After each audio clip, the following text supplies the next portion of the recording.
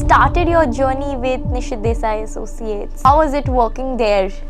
In fact, my journey had started before that. I had two other organizations that I worked with before Nishith Desai. Which ones?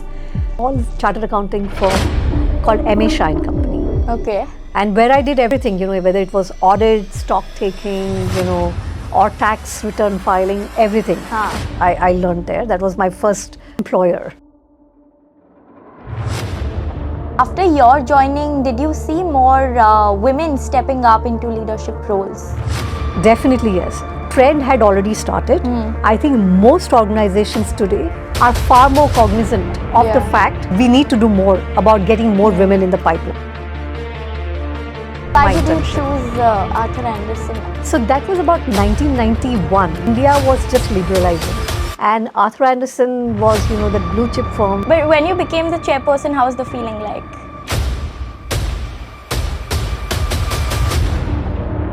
Today we have with us the first female to be appointed as the chairperson of a Big Four consulting firm. Shefali, welcome to our show, Radically Yours. To the outside world, you introduce yourself as the chairperson of Deloitte, but I want to ask you this question, that when you ask this question to yourself, that मैं कौन हूँ, what answer do you have for it? I think first and foremost, I'm a chartered accountant.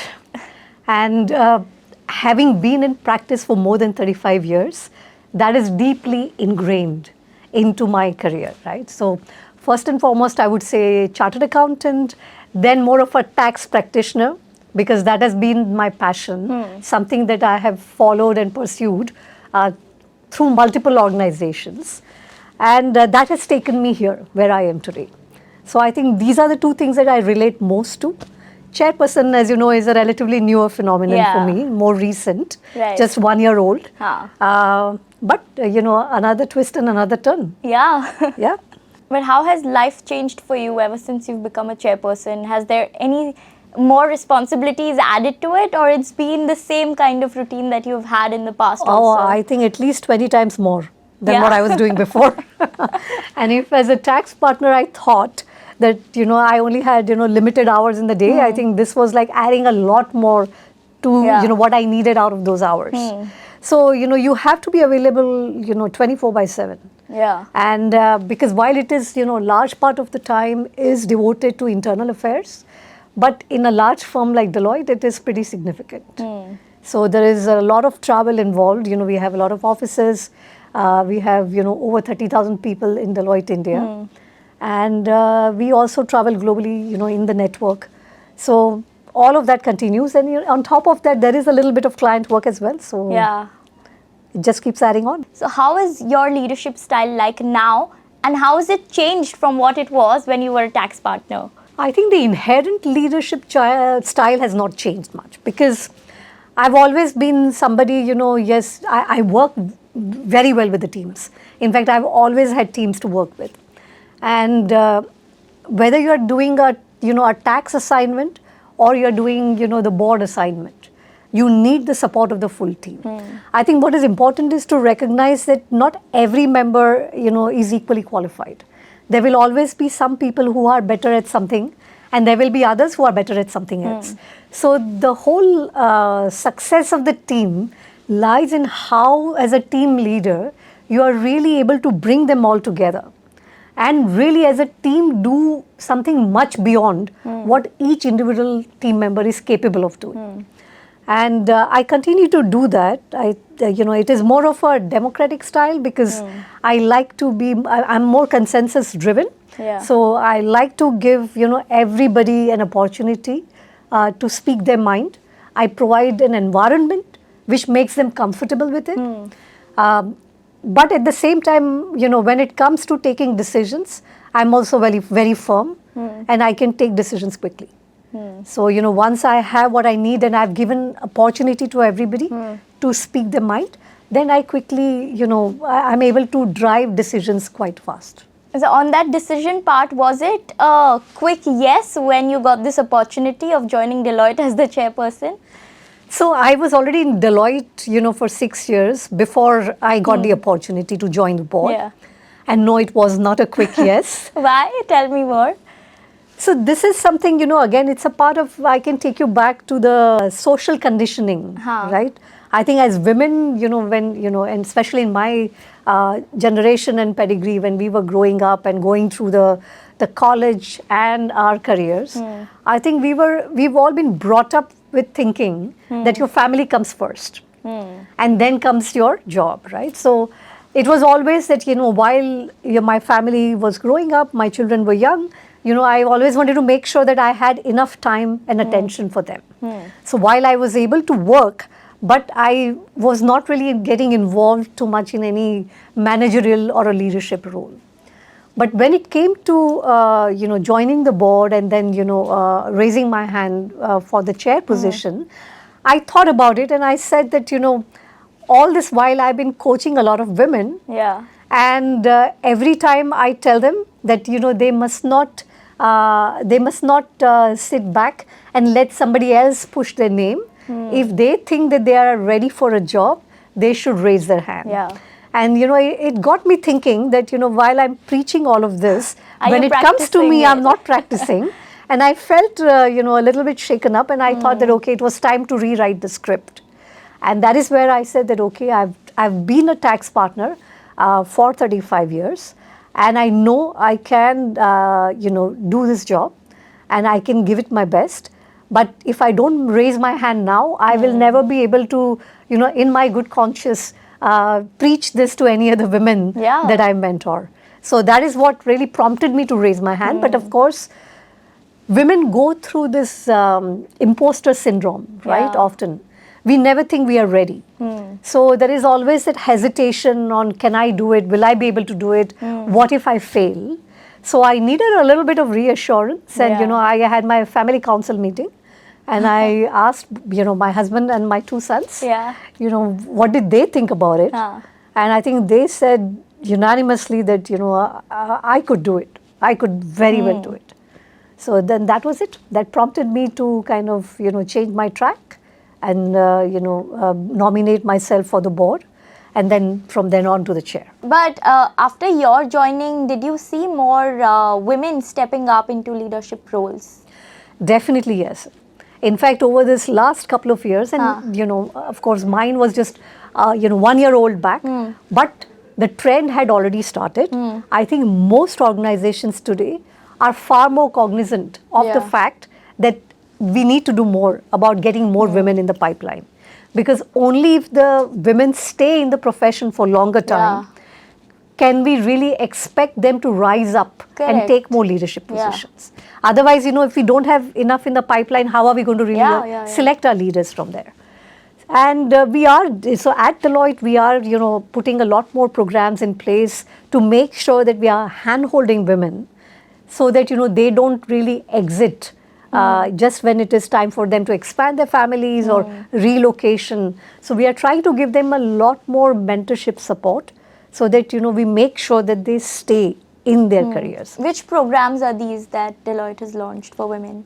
So we have something called a sponsorship wave, where every leader in Deloitte is expected to sponsor, 1 or 2 women candidates, which means that, right from their, senior manager, director level, you have to work with them and be their personal sponsors, which means that you are not only mentoring them, but you are actually opening doors for them. Yeah. So you will be an equally interested party who will have a vested interest in their growth, and you will help shape their careers. So wherever required, if there is any introduction required, any opportunities to be made available, then, the sponsor will make sure that that happens for them. And I think alongside, we are also, opening up a lot of other programs for mentorship where for our manager level or even our deputy manager level people, we are offering them the support, which is more of, just talking about the problems and challenges that women leaders have faced and how they overcame these challenges. And sometimes when you just listen to people, you feel that, okay, I'm not the only one going through this. There are others who have navigated through these challenges, and I can do that as well. So it gives that little bit of confidence and comfort. So we do have these type of programs. even after, the women become partners, we also have a program for them, What is which is more about, giving them a support and more of a collaboration facilitator, so that, they have somebody like a buddy or, a more structured program, so make sure that they are not lost. Because otherwise what happens is, there is a lot of support while you're still an employee, but the minute you become a partner, you're on the your own. expectation is that you're on your own. Correct. So sometimes, you need a few more years of hand-holding, so that, you are stabilized. Right. So that is also something that we do provide. And this is peer-to-peer, or how is it?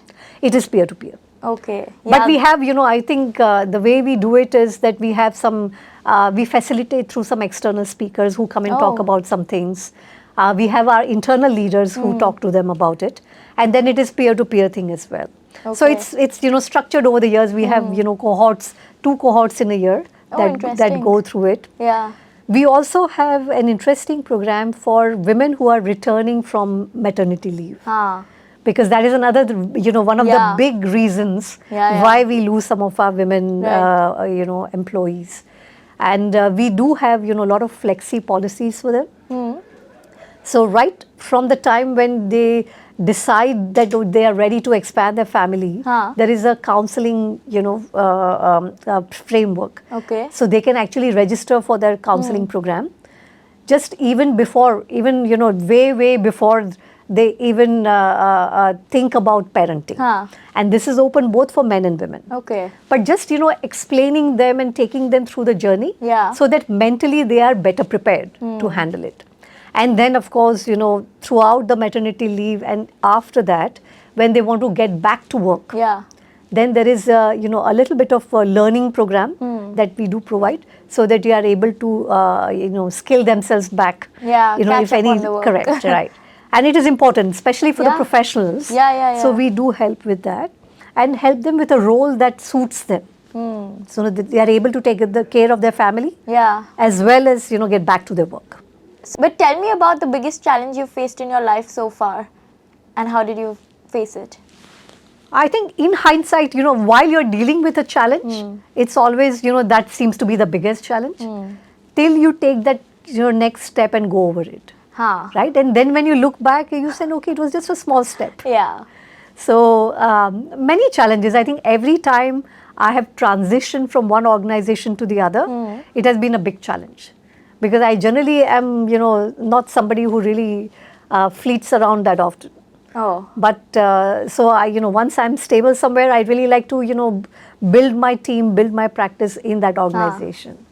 So every time I've had to change the organization due to a lot of circumstances, it has been a big challenge for me.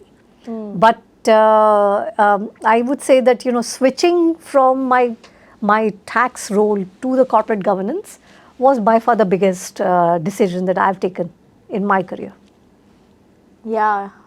But, you started your journey with Nishith Desai Associates, which was a law firm. So how was it working there? In fact, my journey had started before that. I had 2 other organizations that I worked with before Nishith Desai. Which ones? I did my articleship, the internship training for chartered accountancy. With a small chartered accounting firm called MA Shah Company. Okay. And where I did everything, whether it was audit, stock taking, or tax return filing, everything. I learned there. That was my first employer. Then when I passed my CA exam and I was a gold medalist, I interviewed with many accounting firms. All, multinationals, big four, smaller firms, mid-sized firms, everybody to get a flavor of it. And then I worked with Arthur Andersen. That was my first real job after my internship. Why did you choose Arthur Andersen after so many other places that you interviewed at? So that was about 1991 when India was just liberalizing. So we were seeing a lot of reforms, a lot of foreign investment coming in. And Arthur Andersen was, that blue chip firm which had a lot of foreign clients. They were helping a lot of clients set up operations in India. So you could really learn everything from the grassroots level about advising them from a regulatory side, from a tax side, as to how to set up their operations in India. So that was a great learning experience, and I worked with them for a while before I switched over to join Nishith Desai. But I have a question here that you were advising foreign investors coming into India. Which was the biggest investor who came into India at that point in time in 1990s?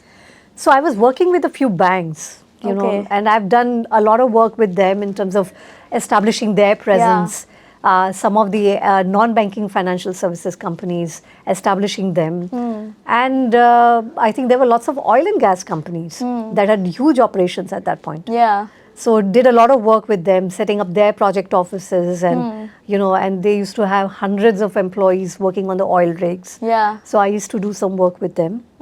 I've also did work around, you know, the banks in helping investigating the scams that happened. So just getting into the whole financial systems, products to see how, you know, what happened. Really. You must have seen the Harshad Mehta scam also very closely.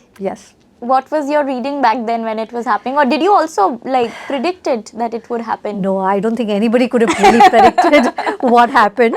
But it was interesting because, you know, we were you know, very closed in the financial markets, and when we were working with a few banks to see, and we could see firsthand how the whole transactions really happened.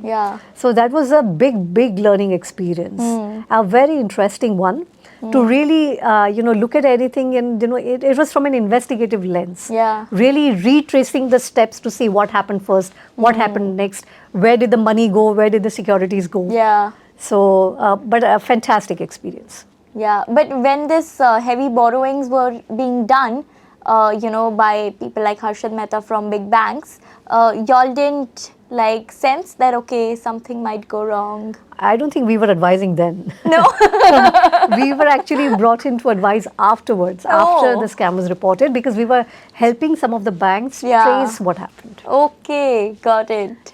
But nobody could have really guessed it. It's impossible, right? Because there are different market forces at play. Correct. I don't think really anybody could have. And, you know, maybe a step here or a step there, and, you know, nobody would have been wiser. So sometimes it just so happens that, you know, things go in a spiral. And, you know, when you look at it in hindsight, it's a scam.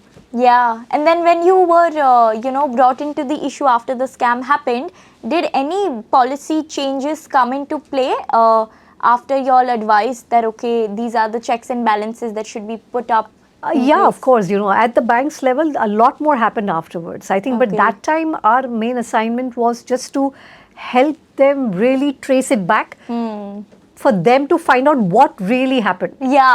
I think that was more of the nature of work. And then, of course, you know, after they figured out what had happened, then it was easy because, you know, the banks, you know, all large financial institutions, they do have a lot of internal controls. But sometimes I think, you know, unless something like this happens, you really don't put some of the additional protocols in place. But I think after that, I think everybody did. But which country do you think is the most tax friendly right now? I think, again, I don't think, you know, I don't think you can really pinpoint to any, because a lot of things are changing in the tax world. You know, we've all had this base erosion and profit shifting as a big action that took place, where OECD at the central level, you know, set up a lot of committees, and they came up with a proposal as to how will they change the tax policies so that they avoid, you know, anti-profit shifting kind of, you know, initiatives. Mainly, I would say that, you know, in the digital world, there are a lot of changes that are happening. So how you are organizing yourself, where you are paying taxes. You know, earlier you could only pay tax where you were really operating your business.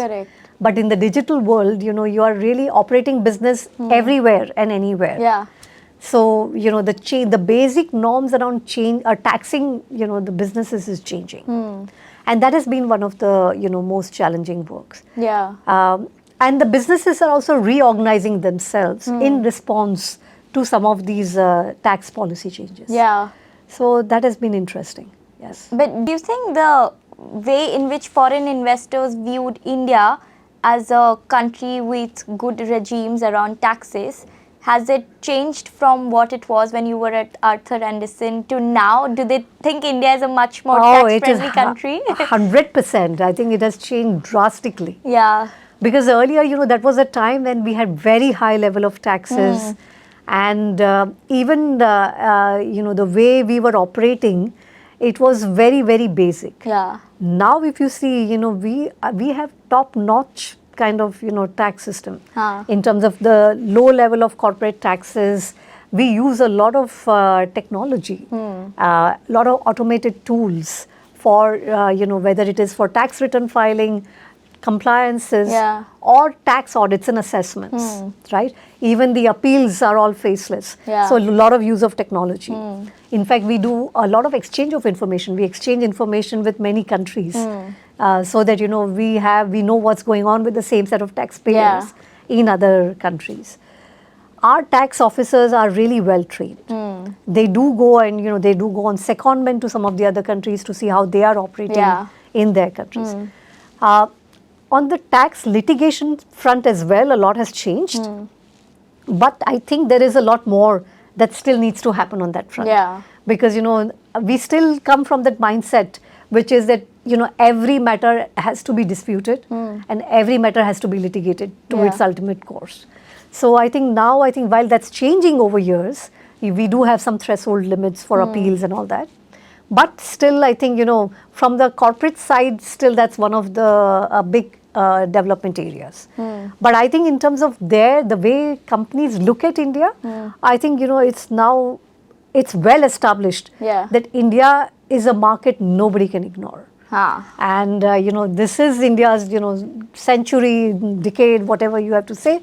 But with our kind of growth projections and the thriving economy and the demographics that we have, I think, all the companies are really, really optimistic about doing business in India. And yes, there would be some nuances. There will be some irritants about, the hurdles in terms of ease of doing business, the time it takes to set up companies or to wind up companies, or some of the, the litigation which are long drawn. Not just tax litigation, every other litigation. So there is a huge backlog in the legal system.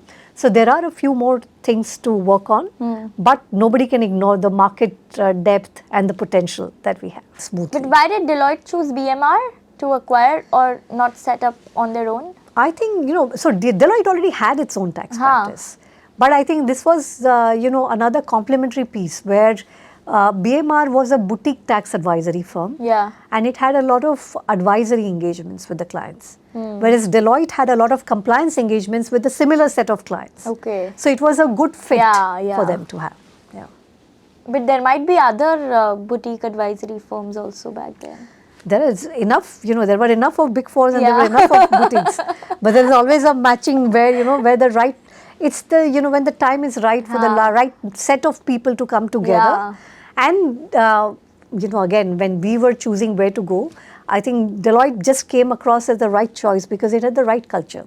Deloitte has always been very well known for its culture of care. That's true. It is known as somebody, it's like a professional service firm with a human heart. Like my friends also work at Big Four, and it's very rare that I hear somebody from Deloitte complaining about the toxic work culture, unlike in other companies. Right.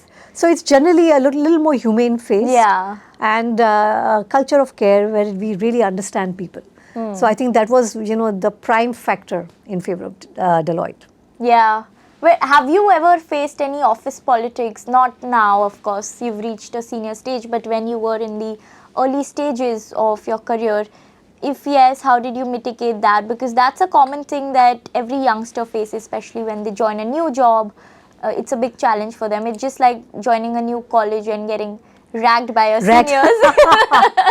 It's not as bad in office. I hope so not. But no, it's not that bad. But there are subtle politics, how do you mitigate them?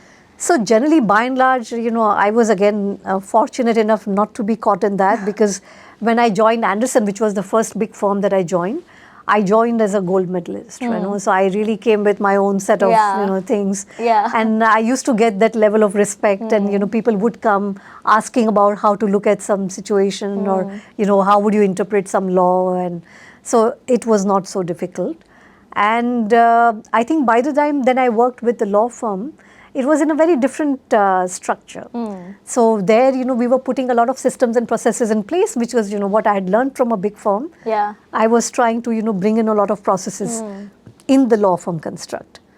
And I think since then, I worked for almost 14, 15 years right there. I think by then I had already established myself well, so that, by the time I joined BMR, I came with my own set of kind of pedigree, and I didn't have to worry much about navigating politics. Yeah. Even within Deloitte, I mean, we would say that, there hasn't been that much of politics. In fact, the fact that now, a lot of leaders, business leaders, as well as, firm leaders, have joined from outside of Deloitte, in the last few years, including our CEO, he came from a different firm. So I think that way Deloitte has been far more welcoming of talent that has come to it from outside. Yeah. And so long as, you were fair and you had ability to build, strong teams, I think you could really thrive in a firm like Deloitte. Yeah.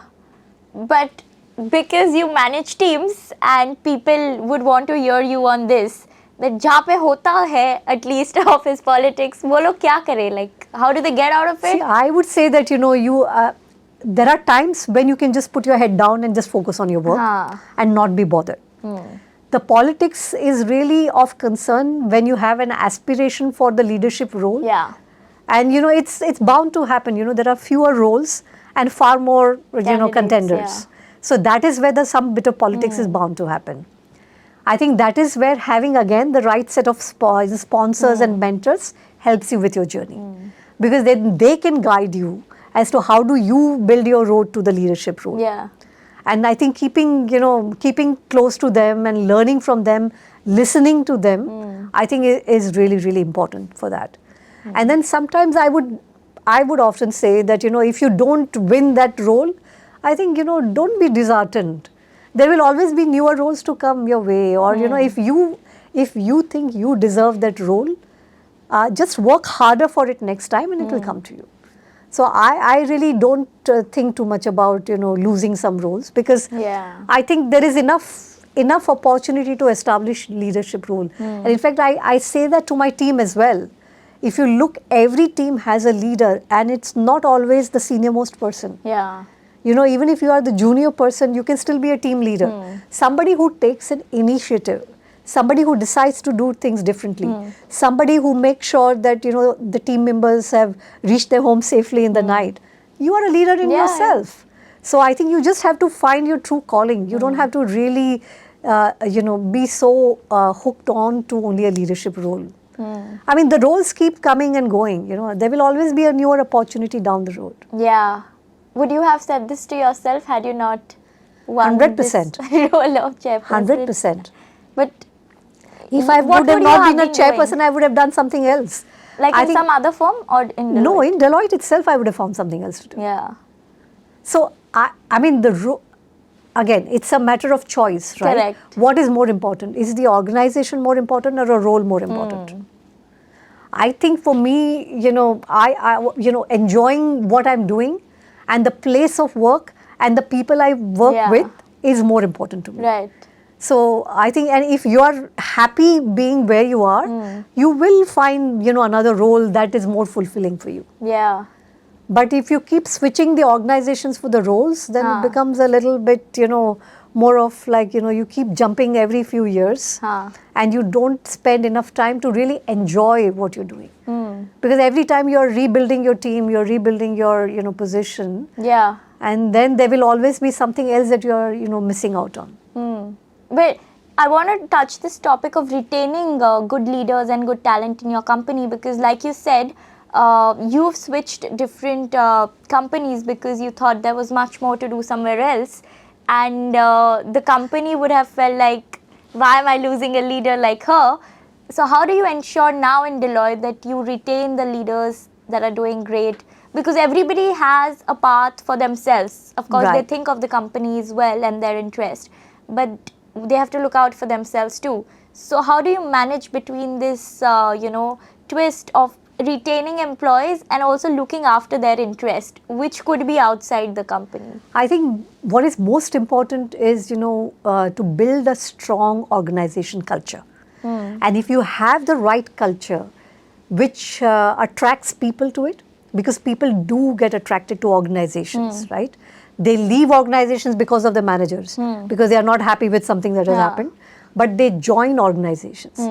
So if you build a strong culture of, organization, then that is a, good way to really attract people. And once they are in, I think you have to have a very open and transparent culture so that people feel comfortable, right? If they have a difficulty with something, they should be comfortable enough to come and talk about it. And if they come and talk to the leaders about it, I'm sure that the leaders can find a way to help them navigate that challenge. But if they feel intimidated, that if I speak up, there will be some reaction or, repercussion on it, then I think, that is when the culture starts becoming toxic. So I think we really focus a lot more on establishing that open culture where people feel comfortable that if they speak up, there will be no retaliation against them. Even if that means that they would want to move out of the company. Even if they want to move out of the company. But at least, if they are able to speak up, that gives an feedback to the leadership team and it gives them an opportunity to work on that part. If they don't even come to know what's going wrong, they cannot take any corrective action. So that is the first step. And then whether that person decides to stay or move on, I think that is his choice. But at least he should feel comfortable to come up and speak about it. And that is the culture that we at Deloitte are building. But I'm just thinking that when you were at BMR or NDA or other firms, I mean, the bosses there would have thought that how do I retain leaders like Shefali? So in that case, what do you do? So it's always the case. Say at the NDA, of course, of course, my boss did try very hard to retain me. But like I said, there are times when, it is time to explore something. And you need to do it because you owe it to yourself, right? If you think that, okay, can I do this on my own or can I not? And sometimes you feel that, if you get stuck in the same role over and over again, and you are getting kind of, plateaued, then you have to figure out, doing something differently. And of course, I still have highest regards, for all the firms that I have worked with and all my bosses that I've worked with. But I think every organization has its own role to play in your life. And sometimes, I mean, while, it's good to say that, a career you can be there forever, but it doesn't happen for everybody. Circumstances are such that you really need to step out and establish your own kind of, standing in the market. If like as an individual you're getting plateaued in what you're doing, and if the company can offer you much more, then is it like a good space to stay, or once the decision is made in your head, you're like, no, I want to explore something else? No, I would not say. I think, every decision, right, whether it is your personal life or professional life, you would never say never. Right? There will always be change of circumstances and suddenly you feel that, okay, even though I took a call and I moved out, but going back to that organization now makes more sense. You should be open to it. So it's all about what is your aspiration. And it goes back to, my original principle that you have to keep learning. You have to keep growing. If you think that you are learning in that current role, by all means stay in that role. If you think that you have stopped learning, then it is time to do something different. So, it's always a call about, are you really growing personally? If you are not growing personally, are you contributing to somebody else's growth? Right? At least you have to, either you have to take something for yourself or you have to give something back to that organization. So long as you're doing either of the two, you are in a good place. Otherwise, it is time to move on. That's a good question to ask yourself before you decide. Yes. And that is my principle. I think every meeting that I attend, I normally tend to question myself. Either I'm learning something from it or I'm giving something back in that meeting. Otherwise, I think it is many a times, it's just, a waste of time. Because, you're sitting through the meeting without really contributing enough. Yeah, that's true. But I want to take you back in time and ask you that, when you were a CS student, did you promise yourself anything that, I'm doing CA for this particular purpose and I want to see myself here in X amount of years? I wish we were that, woke at that time. I think it was all about just, getting the next degree and finding something nice and interesting to do. I think today's generation is far, conscious of it. In fact, they look for purpose-led organizations. We get, many of our new employees who come to us, they are all, they ask the question in the interviews as to what is it that as an organization we are doing, to give back to the society. Right. So they want to see a lot more social contribution. At our times, I don't think we were really thinking that far ahead to say that, 10 years from now, I want to work in a place which would have, achieved this much of market cap or, this much of place, or it should have this much of market share. I don't think we were really thinking that far ahead. But today, I think things are very different. Yeah. Today, even for the sake of our employees, we are a lot more aware and we are doing a lot more for the society. Like we have Impact Day, where, everybody is expected to take 1 day of their, professional time in doing something for an organization of their choice. So a lot more, societal impact is what we like to clear. We have something called volunteering, where up to 20 hours can be spent by every employee for a cause of their choice. And we come up with a, a list of options. It's something about upskilling, something about, rural education, something about child welfare, something about empowering women or girl child. So, any cause of their choice, and they can volunteer for it, and that is their time off. Yeah. And we give them the infrastructural support to work for the cause of their choice. Yeah. A lot of things we are doing with the governments on digitization and, giving our employees the opportunity to work for those causes. Because today, I think nobody wants to just work in an organization which says that we are number one. Deloitte is a number one professional service firm. Yeah. It has to mean a lot more than that. So the fact that we are a purpose-led organization, I think that means a lot more to our people. Yeah. Here also you thought about the client first before you. Always. Always. I wake up thinking about them, I sleep thinking about them. Yeah. But a person who doesn't believe in, thinking about somebody else first, do you think this job is meant for them? No. What should they do? I don't know. That is a tough one. But today, I don't think anybody can succeed. Yeah. Whether it is just a professional service firm or a startup or a big industry, nobody can succeed unless they are putting, other stakeholders in the picture. Because I think your interest should come second. I think first you have to see how are you really coming up with a win-win solution for the larger ecosystem. Yeah. Only then can you attract your customers or your clients. Otherwise, it is not a satisfying thing, right? Because you don't only work to win your bread.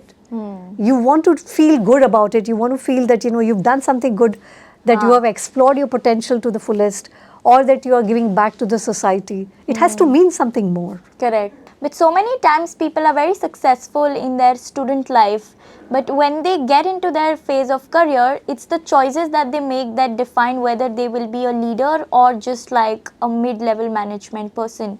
So how is it that a person, especially a student, should decide in their career, okay, this is the right path for me to choose? Because that one career step can also really push you way ahead in your career or really take you back to where you were before. Right, but I think, again, see, nobody knows, what is always right and wrong. Yeah. Right? I think, everybody has to make that choice, take that leap of faith, do something, see how it works. If it doesn't work, quickly change your choice and do something else. Nobody's married to that choice for life. Yeah. And there is no single success formula that works for all. Unless you really push your boundaries, unless you step out of your comfort zone, try something different, you never know what works and what does not work. So I think it is a matter of choice. But your choice or the process of making the choice can become easier if you have the right mentors in your life. Yeah. Because they can guide you. Even when you are, studying, when you are in college, your teachers can be your good mentors. Or your seniors can be your good mentors, right? They can guide you in making the right choice. Yeah. And after then you have to really have enough people around in your life so that you can talk to them. Yeah. And they can be a good sounding board who can help you make the right decision. Yeah. But no secret formula, no single success story that works for everybody. You have to keep trying. If it works, well and good. If it doesn't work, try something different. Yeah. No, you should never shy away from trying something different, because that's the only way you learn. Yeah. And from every failure, you learn much more. Right. So I think it's as simple as that. Would you have nominated yourself for the second time had you not gotten this position for the first I might time? have, yes, because maybe I would have reflected and said that maybe there was something missing. Yeah. I need to really develop some more skill set before I'm more eligible, right? I would have definitely tried. Yeah. If I thought that this was the right track for me, Huh. I would have definitely tried again. Yeah. But why is it that only that one person becomes the top leader? There's always what one seat that's differentiates? empty, no? This Huh. is, anywhere. You look at any Yeah. organization, there can only be one CEO. There can only be one leader or that one chairperson, right? So everybody has to wait for their turn to come. And it will come. But what is that 1% that differentiates the person who wins the seat and the person who loses it? What differentiates them? I think, again, we can only learn from, what the other leaders have got, right? I think if you are seen as somebody who has a vision, if you are seen and people are inspired by you, people aspire to work with you, then you have a better chance of being a leader, because people will look up to you. Correct. And then you have more people really rooting for you, right? So I think it's all about how are you viewed as a leader. And I think it is a journey. Like I said, it's not one fine day that you can become a leader. Huh. You have to really establish yourself over and over again that you can do it. The fact that you are able to build your teams, build teams of successful, aspirational leaders, I think that can really elevate your level further up. Yeah. Right? Because, unless you can, they have to look up to you, and you have to constantly do something different and better, so that they can keep looking up to you. So I think to be consistent. Correct. Because it is, otherwise, if there are better choices, why would they select you?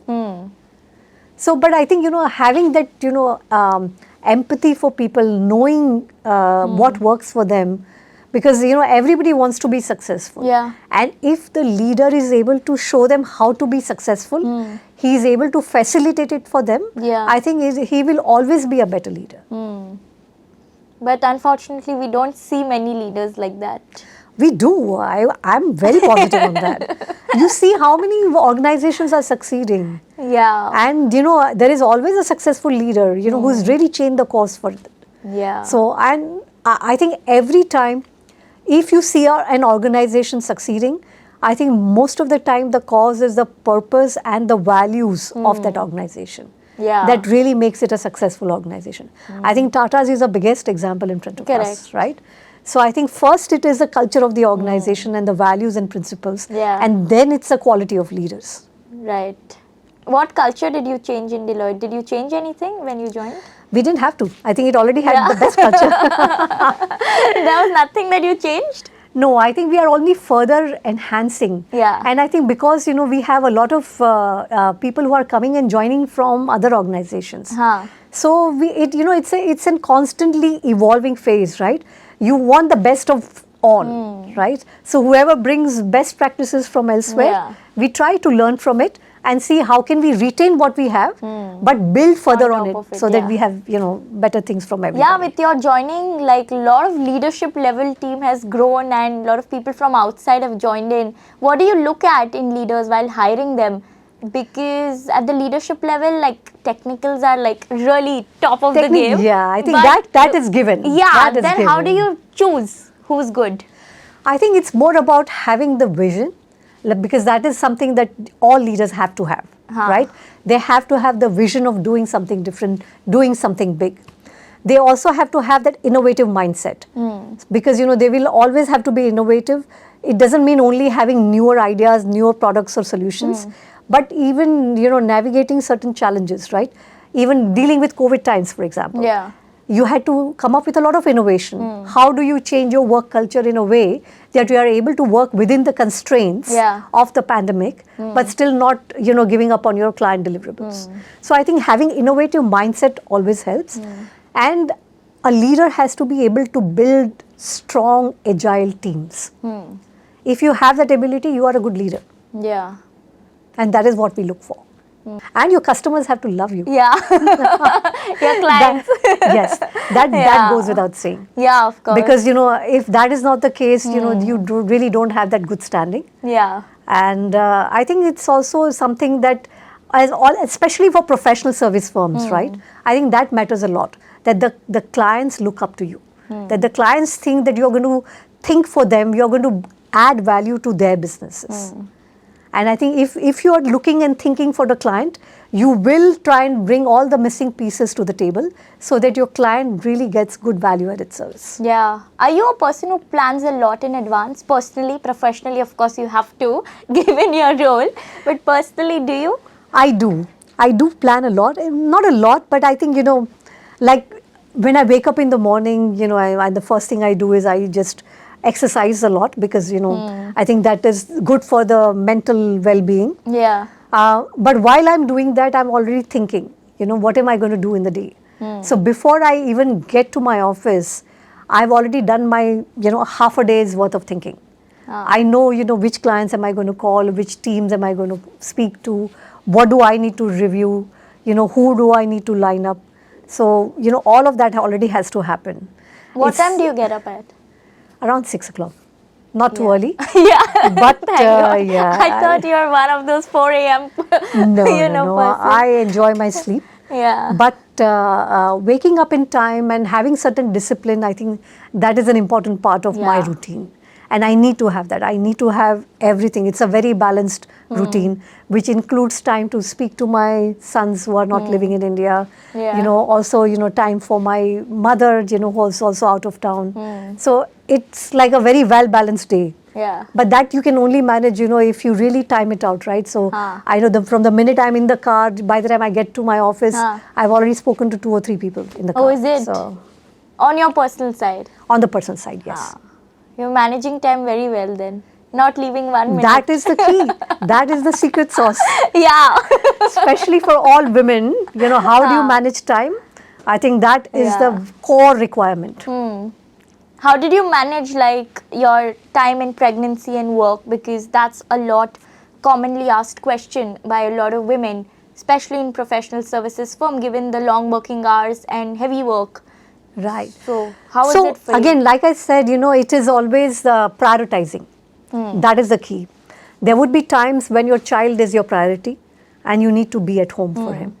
And there would be times when the work has a priority and you have to drop everything at home and then get to office. I still remember the time, just I think 2 weeks after my, my second child was born. I had to come to office because that was a budget day. Achha. And we were preparing a newsletter for the, for our clients. And I felt that the team needed me. And I dropped everything at home and I came to work.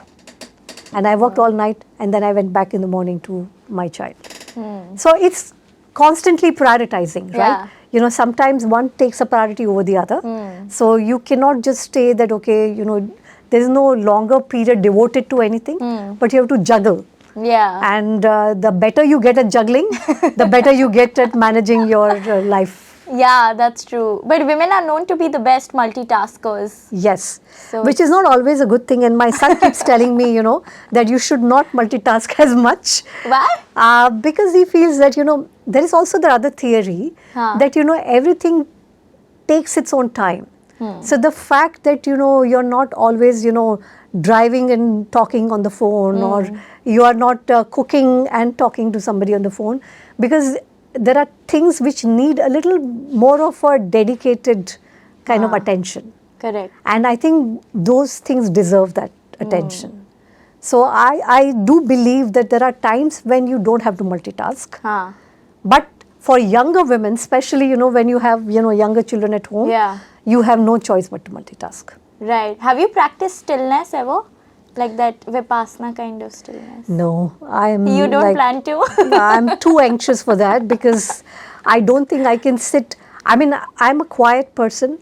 I can think a lot, but I don't need to be quiet, be still to be able to do that. I think that's another level of, achievement for me when I get there. Yeah. But as of now, I still have struggled. I don't think I can sit still for that long. Yeah. I think your son is vouching for you to practice Vipassana one day. I don't know. Maybe one day, once I retire. Well, what's your plan in future now after Deloitte? I'm living the moment. I don't think I'm thinking that far ahead. But do you plan to retire? At some point I will. Yes, why not? And but I will retire once, I have something, different lined up. Like you won't sit still. Yeah, I mean, everybody has an active life even after retirement, right? We will have a statutory retirement age, which is when I will have to retire from Deloitte. But I will not retire. We have 62 as the official year of retirement.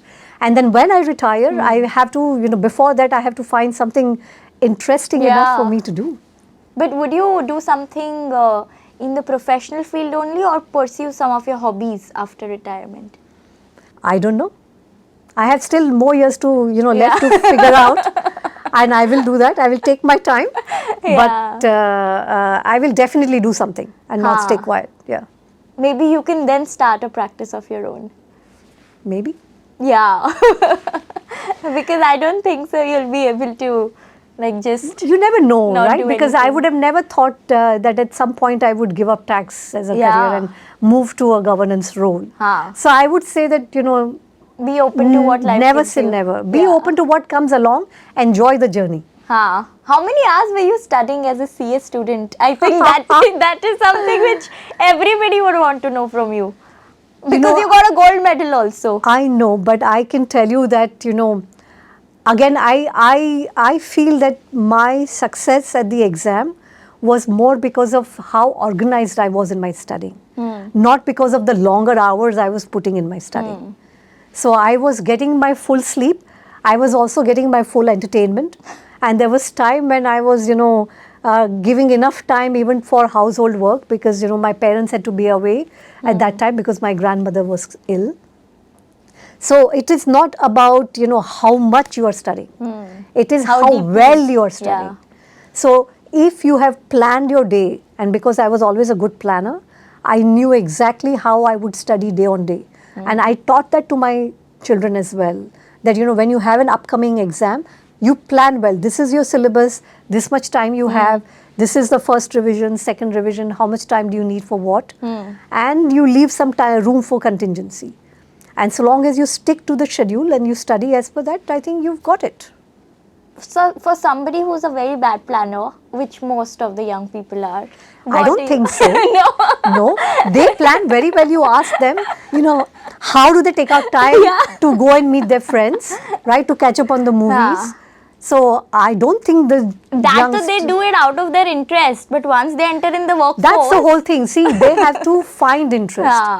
If you're studying because it is a chore that you're doing it for somebody else and not for yourself, it will always weigh on you. But if you take interest in what you're doing, then it will no longer be, that's something that you are just dealing with because you have to deal with it. In fact, I recall, in my times, and this is something, very different, I used to actually enjoy and look forward to writing an exam. Oh, really? And, the last day of the exam, I would really feel bad that my exams are getting over. Because then you have nothing else. Then you have nothing else. My challenge, my problem solving has suddenly come to an end. So, and I would read things and enjoy reading my, study papers because I would actually, enjoy learning experience. And not because I was studying for the CA exam and I had to pass this exam and I had to somehow get through it. You never wanted to be a ranker? I don't think I really studied to be a ranker. I didn't know I would get that rank, but I always knew I would pass. Yeah, of course. So I never really, I was never stressed at the time of checking my result that, what will it be, pass or fail, successful, unsuccessful. No. That anxiety was never there. But how many marks I would get, that was always a bit of suspense. So I never studied to be a ranker. But I studied to the best of my abilities, studied because I enjoyed studying, and I wrote my papers because I enjoyed writing them. Yeah. But did you always wanted to be a CA when you were studying in school? No, actually, when I was in school, I wanted to become a doctor. How come? Just because, they were the most respected professionals, right? Oh, I think, you would go in your worst of the times and, they would always command the best of the respect. Yeah. So I wanted to be a doctor. But lawyers would also. Not at that time. I think now lawyer, being a lawyer has become you see it more closer to you. Earlier, it was a very different profile of the lawyers. And then when I was in the college, I actually first sat for an MBA entrance exam, even before I gave my CA entrance. Oh. And that's because, all my friends were giving MBA entrance. So I also just sat for it. Yeah. But I got caught in the same trap. I did not really enjoy it as much. I was doing it because my friends were doing it. And I didn't do too well in the entrance exam. I didn't really get into any of the big IIMs and all. So then I said, if I can't study in a good premier organization, then I would do the next best thing. I would change the profession itself. Yeah. And then I went in for CA. Oh. So that's how my CA journey started. But like I said, all for a good cause. Yeah, when you look back now, you must be feeling happy about yourself. No regrets. I think anything that happened. So which is why I said, that if you didn't get that particular role at that time, don't feel disheartened. Maybe it is all for a good reason. Yeah. Right? So if I didn't get into MBA, it was all for a good reason. I was meant to be in CA. Otherwise, I would have never, been where I am today. And you would have never worked with the same interest levels as you are. Absolutely. So I think it's all for a good cause, and I've never really imposed that choice even on my children when they were choosing their course, that do what your heart desires, do what you relate to, do what you enjoy doing. Because then it becomes, a more joyful exercise. It's a good journey that you enjoy living through. Yeah. Rather than just, it's always like one goal after the other, that you have to become a manager, a director, a partner, a leader. Yeah. I think that's not your end goal.